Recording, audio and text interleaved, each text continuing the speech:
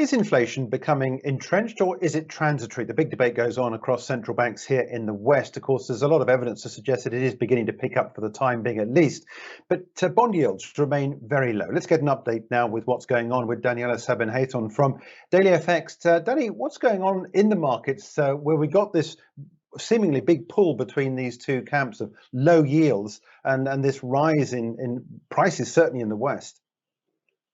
Hi, Joe. Yeah, I think there's a real big debate here, what's happening actually with inflation and bond yields. As we've seen, a lot of the central bank members continue to stand by this transitory argument, saying that the rising price pressures just have to do with the built-up demand over COVID-19. But then we have seen some members also start to venture away from that and saying that price pressures maybe are here to stay longer than expected.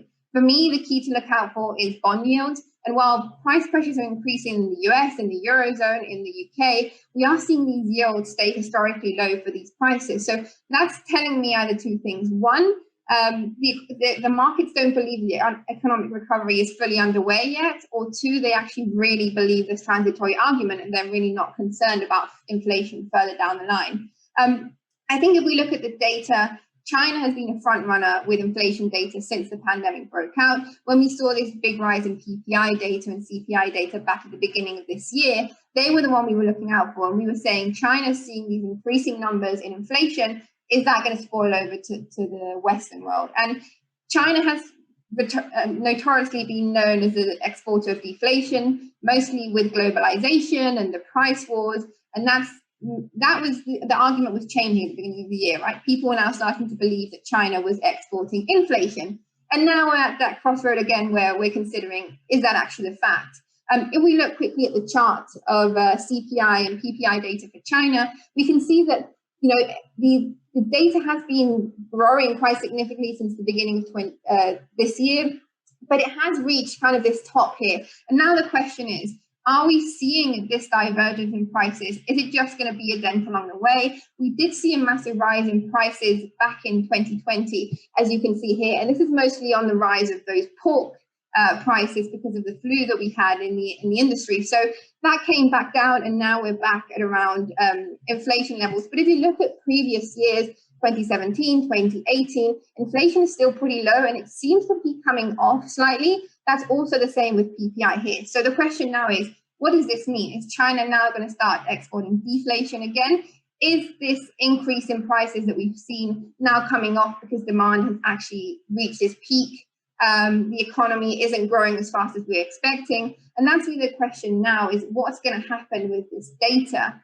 Also, if you look at GDP here for China, you can see really big rise on the back of the reopening trade at the beginning of the year, now coming back off significantly to a more stable level. So that also begs the question, maybe they're not exporting deflation, maybe it's stagflation. So we might see prices rebound again. This might be just a dent along the way. We might see prices go up again, but growth stays stagnant. So that's again, are they going to be exporting stagflation? So it's still really early to tell, but I think it's good to look at this data from China to try and gauge what we might see in the Western world. We did see the readings for PPI and CPI last week for the US. They were still pretty strong. But for example, if we look at UK data, we've seen that that's come off slightly below expectations. So what does that mean? What's going to happen with inflation? And I think this is a good data to look out for.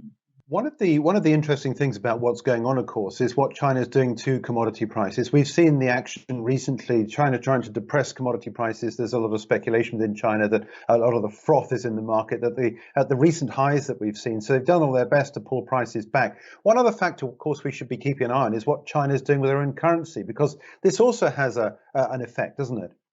Yeah, definitely. We've seen the Bank of China just last week saying that they've cut back the required reserve ratios for their banks.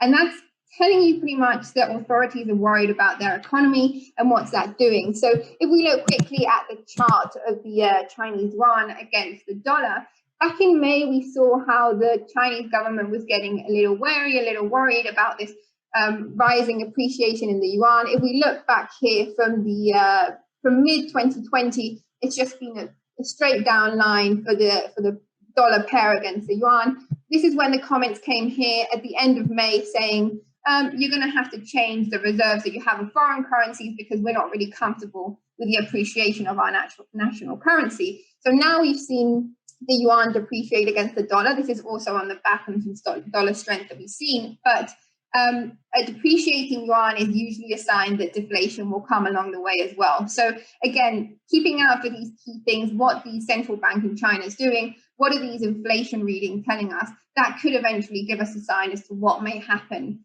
in the Western world along the month, especially as we're now so focused on, is inflation transitory, or are we going to have a period of rapid growth that will come back down just as built up demand diminishes? Just one final question. China, up until about 15, 20 years ago, wasn't really on the radars of Western central banks. Now, of course, China is this massive economic entity. What sort of protection does the West have against a possibility of China exporting deflation? Is there a way around this? Do central banks have anything in their armory which could help deflect any deflation coming through? Or are we really now in the crosshairs of whatever happens in China here in the West? It's an interesting argument, and there's things to go in both ways here. I think some people believe that the impact of China on the US and in Europe has diminished quite a lot in the last few years. This is because we're not saying that globalization is dead, but it has diminished the impact it has on the world. We've seen technology companies not only dominating in China, but also around the world. So this impact of prices that China has on the other economies does seem to have diminished a bit, or that's what the argument is telling us. But it's still very important because they are one of the main exporters in the world. And until whilst they remain like that, it's still going to be something that the Western world is going to look out for. In terms of what can central banks do, obviously reserve currencies is a big impact, and how they handle the flows of capital between the economies, that's going to be quite interesting as well. But there are arguments that the impact that China has on the rest of the world is limited at the moment because globalization has shifted so much, and we're no longer in that stage where China was dominating the export world. Look, Danny, we'll have to leave it there, but thanks indeed for joining us. That's Daniela Sabin Hathorn from Daily FX. For more videos from us here at IGTV, join us on Twitter at IGCom, Instagram, and subscribe to our YouTube channel.